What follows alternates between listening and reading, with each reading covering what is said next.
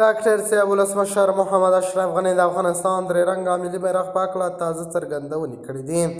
ډاکټر صاحب غني وایي د افغانستان درې رنګه بیرغ زموږ د ګران هیواد افغانستان دی چې په سرو وینو له تورو شپو څخه تیر او د رڼا پر لور دی.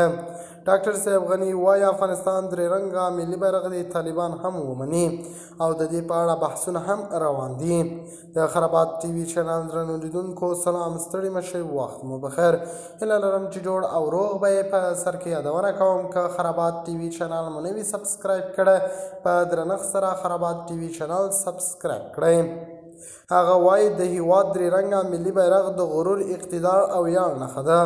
ملي بیرغ د یووالي د سمبول په توګه پیژندل کیږي چې د افغانستان درې رنګه ملي بیرغ تور رنګ د تیارو سمبول، سور رنګ د تجاوز کوونکو پر وړاندې د ځمکې او هیواد د خلکو د وینې او قربانۍ سمبول، او د بیرغ شین رنګ د ښېرازۍ او راتلونکي ته د هیلهمندۍ نښه ده. د هیواد درې رنګه بیرغ ته د خاورې د خلکو لپاره د کلونو راهیسې د یووالي، اتحاد، خپلواکۍ او ازادۍ ښودونکي دي چې د وخت په تېرېدلو سره د ډېرو هیوادوالو سرونه او ځانونه ترې قربان شوي دي.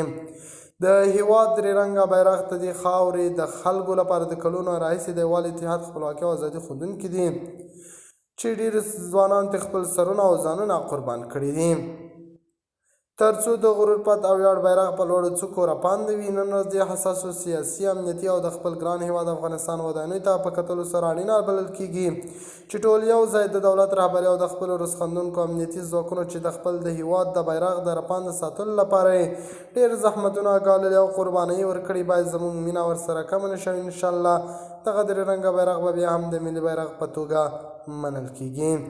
د خرابات ټي وي چینل درنو لیدونکو دا و زموږ ته دې مهال چمتو کړی خبر. د نورو تازه خبرونو لپاره خرابات ټي وي چینل په درنښت سره سبسکرایب کړئ. الله په امان، تر بیا خیر چارې.